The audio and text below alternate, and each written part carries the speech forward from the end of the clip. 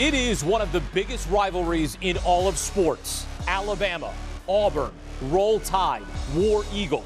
In homes all across the state, the lines are drawn and the loyalty runs deep. The Tide and Tigers have been clashing since 1893, and the Iron Bowl has provided epic moments. In its first ever TV broadcast in 1964, there was Joe Namath leading Alabama to victory. The run in the mud, punt, Bama punt, Bo Jackson over the top, the drive, the comeback, and the kick six, the final play of the 2013 Iron Bowl. Auburn has won the Iron Bowl in the most unbelievable fashion you will ever see. Flash forward to this season. Alabama has already punched its ticket to Atlanta to face top-ranked Georgia in the SEC championship. But a loss to Auburn would wash away the Tide's chances to make the college football playoff. Despite being a huge favorite, Nick Saban knows anything can happen against your rival. The Iron Bowl is one of the best rivalries in the country, and our players are going to have to do a great job of preparing. Will Alabama keep its eyes on the prize with the potential game of the year looming in Atlanta? Or can Auburn pull off a massive upset and add another classic moment to this rivalry? It's Roll Tide against War Eagle on CBS. And let's welcome in Gary Danielson, who is on the call every week for the SEC on CBS. Some outstanding rivalries in college football. We're all a little biased maybe toward one or another. You've been able to be there in person for so many. So where does the Iron Bowl rank for you? Well, I've done a few of them. So I've done Army-Navy. I've done Michigan-Ohio State. I've done Oklahoma-Texas. I've done USC-UCLA. I've done Florida State. So I guess had a pretty good seat for a lot of them. I will say this, all of them are big games. All of them are great, rivalries. This one seems to last a lot longer. Whether you win or lose the game, in the SEC, the fan bases carry college football all year round. So I would say for the fans, for what it means to the fan bases of these two schools, there's none bigger than this. And lately, because of the excellence of both Auburn and Alabama, probably more especially Alabama, and some of the crazy outcomes, this one has been center stage now for over 10 years. Gary, I got to ask you, the college football playoff rankings came out last night. As Chris mentioned, Alabama dropping there from 2 to 3 with Ohio State jumping in. We finally see an appearance of Cincinnati in the top 4. I will say, since the first set of rankings came out, I feel like this one has the least amount of fuss. What did you think about him? It seemed like they got this one right, doesn't it? I mean, maybe they were listening to all the talk shows and everything that's been talked about. It's tough to do. I will say that they're not allowed to look forward like we get to, well, if this happens and that happens, this will eventually happen in the end. So they have to do it week by week. But I do think this one's pretty right. I do think that most of the teams, I even think, maybe most don't think, but I even think Oklahoma State is still alive in this. They're going to get, if they win out, 2 more top 10 wins. So I think they're still involved. I believe Cincinnati controls their own destiny, but we will see. Stuff has happened at the end. This Alabama-Georgia thing is fascinating because the excellence of the SEC, even a 2-loss Alabama will not be eliminated. If Alabama beats Georgia, that means Georgia will still be in it. So there's a lot of scenarios there, and who would ever think that a 10-1 Cincinnati would go over a 10-1 or 11-1, whatever, 1-loss Cincinnati, an undefeated Cincinnati would go over Notre Dame, Oklahoma, all these schools, these marquee schools. So I think it's great for college football, but I do agree with you. I think this one is the best so far. Well, and as you mentioned, Oklahoma State there, Michigan right there as well. Oklahoma State go up against one another this weekend. So much can change. after this weekend. We're just going to have to see how it goes. So let's talk a little bit about your game. As you mentioned, we already know that we're going to see Alabama in the SEC championship game facing off against Georgia. So the question here is how Nick Saban keeps his team focused on Auburn, not Georgia. But man, if I'm those Alabama players, I don't want a second loss. I mean, so what do you think he's saying to them right now? I mean, if you get a second loss, then that means the committee will have a say. And, you can't leave it to somebody else when right now Alabama controls their path into the playoffs. So a loss prior to Georgia, one would think that even if they beat Georgia, they'd be in. But why let someone else decide your fate when you can control it on the field? So the one thing I will say about, most of these schools at the top end, they're used to playing in these big games. They don't look forward. Alabama's measure of excellence over the last 10, 12 years is that they don't lose games they're not supposed to lose. I mean, they play well against everywhere but one. They show up each week. So I got to think that when you go to Alabama, part of that process is you stick to the game, you stick to the process, you play the team, you play where your feet are, basically. You stick to what you have to do, beat them one at a time. And these guys are used to teams trying to knock them off every week. So I don't think that's going to happen. If I was Alabama, I'll say this. I'd rather play Auburn knowing it's a rivalry game than have some game that doesn't mean as much to the players. So I think Auburn will have Alabama's full attention for this game. You mentioned teams trying to knock off Alabama and that Alabama does show up. That's exactly what happened last week. Arkansas, I mean, they gave them a run for their money there, but Alabama's defense coming off their second worst performance in that game. From what you saw in that game, what do they need to adjust heading into this one? You're talking about, I just think Alabama's making key mistakes that I'm not used to seeing. For years, I would do interviews like this and say, everybody talks about Alabama's excellence and how good they are and the type of players they have. But, the rest of college football is improving. And the changes in these offense and spread attacks forces Alabama maybe to make more one-on-one plays than they had in the past when everybody used to kind of run, 1980, 2000 offenses. Now it's 2021. Great athletes all over the field, everybody running a form of the spread, the quarterback runs. So I think that, what's happened to Alabama is they've been making key mistakes at key times. People are not used to seeing it. They've been clutch in the past. Lately, though, you can almost feel like they can feel the pressure of trying to do this again after winning the championship a year ago. All right, so that's what's going on with Alabama. Granted, they're still winning. Auburn, on the other hand, they're entering this game on a 3-game losing streak. What's going on with them? Yeah, a few injuries to start with, the latest with Bo Nix, but just the opposite. They just, as Brian Harsin, their coach, has said, you have to be clutch. You have to be able to win games at the end. This is a tough league. It's going to come down to the fourth quarter. And Auburn has not been winning the second halves of these games.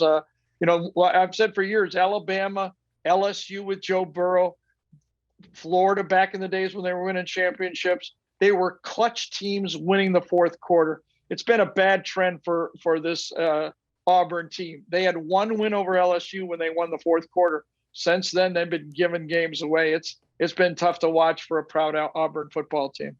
Gary, Alabama could use a statement when, as he said at the beginning of this, they do not want to leave a decision up to the committee. Auburn, they would absolutely love to play upset here. How do you see this game playing out?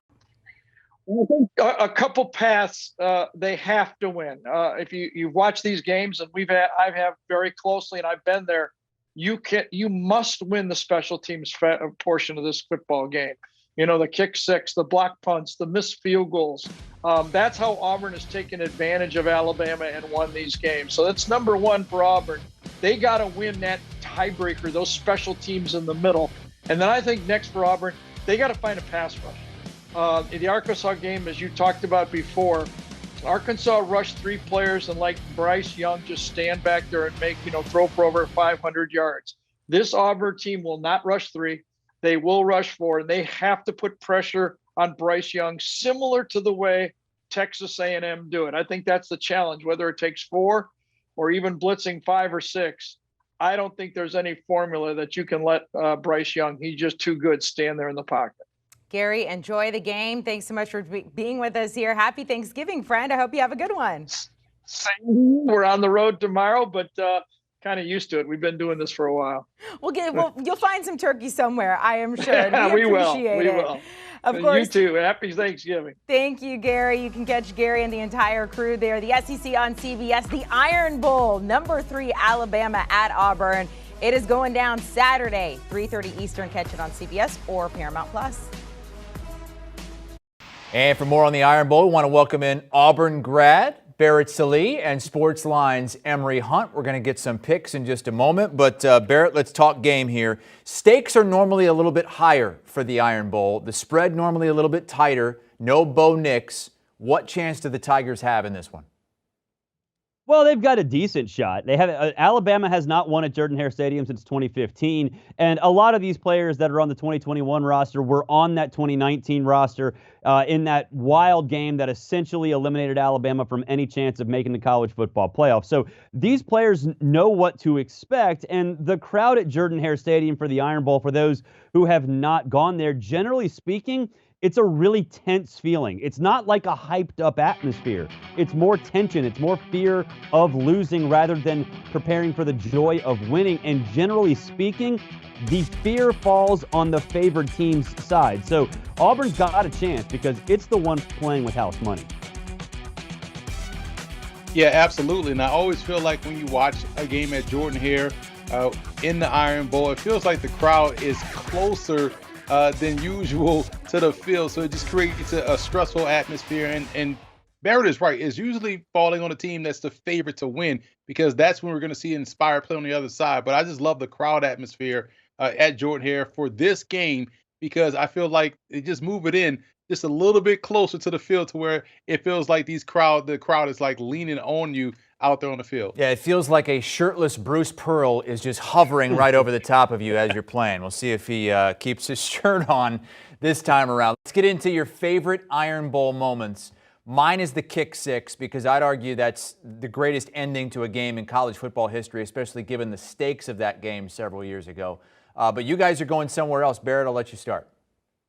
Yeah, well, like you said to start the segment off, I went to Auburn. My family went to Auburn. And so I grew up going to games. And the 1989 game was the first time it was ever played at Jordan-Hare Stadium. And I don't think for outsiders who weren't around then, they can't recognize how big of a deal that was because it took years and years and decades to finally make that happen. And Pat Dye, when he got to Auburn in 1982, made that a point, said, we're going to play Alabama in Jordan-Hare Stadium. And it finally happened. And it was a huge game in terms of the SEC title, knocked Alabama out of the national championship race. So 89 for me, but you mentioned the kick six. I covered that game. I almost got trampled. I got kneed in the head by a student jumping off the brick wall onto the field.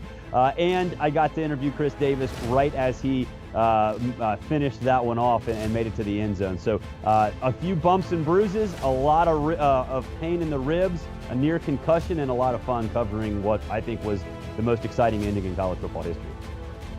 Yeah, Reggie Slack getting that first win or that big game in '89. One of the best throwing on the rollouts I used to watch growing up. Mm-hmm. But I'm gonna go with Cam Newton in the comeback because this was a interesting day for me because you want to see the team just continue to roll, and it looked like Alabama was gonna blow these guys out. And so I went to a restaurant to get something to eat, came back, and I saw the touchdown pass to the fullback in the corner of the end zone. I'm like, oh my God, they came back. I thought this game was over with. And we know how the rest of the season went for Cam Newton and the Auburn Tigers. So that one to me, because it looked like Alabama had all the answers for Cam Newton, but Newton found a way to be Superman and was able to get the win for Auburn in one of the best games I saw in quite some time. Had the Cam Newton performance, had the Bo Jackson jumping over the pile game to end Bama's 9-game Iron Bowl winning streak. Barrett, who is a player who can create his own Iron Bowl moment this Saturday? Well, I think it's TJ Finley. If you're talking about Iron Bowl moments, you're talking about players kind of coming out of nowhere or coming of age. Greg McElroy in 2009 for the drive, or in the drive. Trey Smith in 2002, fourth string running back. So for me, I think it's TJ Finley because the story's there, right? The underdog story, the guy who's not supposed to be there comes out of nowhere. Now, that would require Auburn winning, which is going to be extremely hard for them to do. But if it does happen, it's probably going to be because of TJ Finley, and he sort of checks the boxes of all of the checklist of things you need to be in order to have that Auburn game, that Alabama game, that Iron Bowl moment. So I'll go with TJ Finley. He's still going to have to execute, but the script is there. And he has the best nickname, is Big Ponchatoula. You know, you have to do some great things when you have that big nickname. But I'm going to go with Tank Bigsby. I think when you think about Iron Bowl and think about Alabama, Auburn, somebody has a great running back. And I think Bigsby has a chance to really, write his own story of Auburn lore in this ball game about how he's able to have success against this Tide defense. If they could win this game, pull off the upset, and keep a lot of pressure off TJ Finley, it'll be on the backs of Tank Bigsby and what he can do in a run game. If that's the case, he'll never have to buy another drink in Auburn ever again because of what this game would mean for them and possibly derailing Alabama's chances for a national championship. Interesting that neither one of you mentioned Bryce Young, one of the Heisman favorites. A lot of that probably has to do with the fact that we're just expecting Alabama to win this game. But maybe, like the Cam Newton situation years ago, maybe Alabama finds themselves down big. Young has a big Heisman moment in this game. He's trailing C.J. Stroud right now, who has taken the lead, Emory, in the Heisman race. Both teams likely have 2 games to go before the votes will be cast. How do you see this thing shaken out here with 2 games to go? I think Bryce Young has a chance to usurp C.J. Stroud. I like what I saw last weekend from Young against Arkansas and what he was able to do. It seemed like every big play in the passing game that needed to be made, he was making it. At the end of the day, you say, wow, he threw for over 500 yards. That's just ridiculous. Could have got 600 if they wanted to. So I think he's hitting his stride at the right time, and he's not just going to one guy. He's spreading the football around the field, and he's looking for the big play more than anything. So I like that about his game, and he could have a lot of opportunity in this game against Auburn to connect on a couple of big plays deep down the field. Yeah, he's probably going to throw for 300 or 400 yards. I think that's a given at this point. He is their offense. They don't run the ball effectively, so they need Bryce Young. And we saw it against Arkansas. He broke 500 yards, and they needed every single one of them. They needed every single one of them.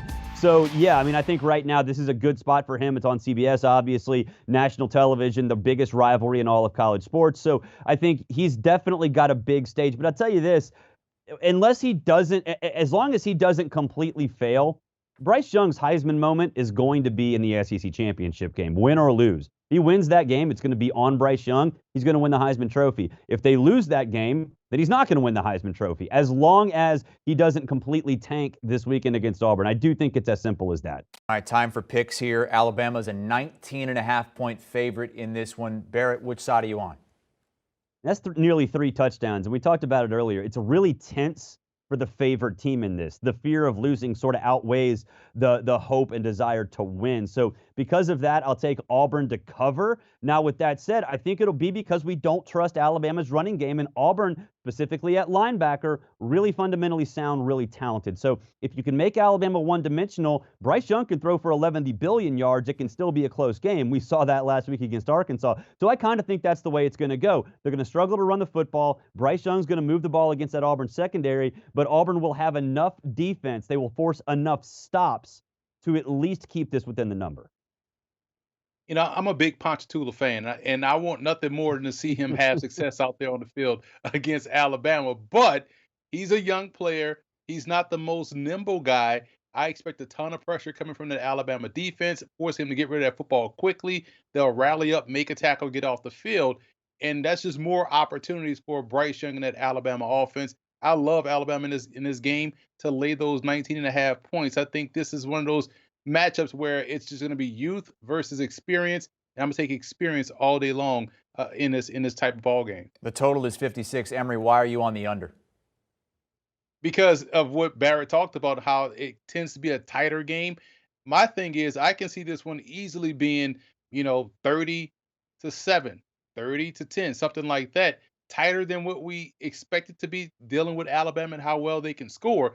But you have to give some credit to that Auburn offense. The rivalry game, first quarter will be tough. They may even have a 7-0 lead, but at the end of the day, it's about experience, and Alabama's offense will find its way to get into gear. And that's how they're going to expand this lead and cover, but definitely go under. Emory Hunt and Barrett Sallee on the Iron Bowl coming up this Saturday afternoon on CBS. Thank you so much, fellas. Looking forward to that. 3:30 Eastern time on CBS. And Auburn has had success at home. They've won 3 of the last 4 games at Jordan-Hare, including the last 2. That crowd is going to be worked up into a frenzy. They would love to derail Alabama's season. They're still going to be in the SEC championship game, win or lose, but could potentially keep them out of the playoff if Auburn's able to spring the upset.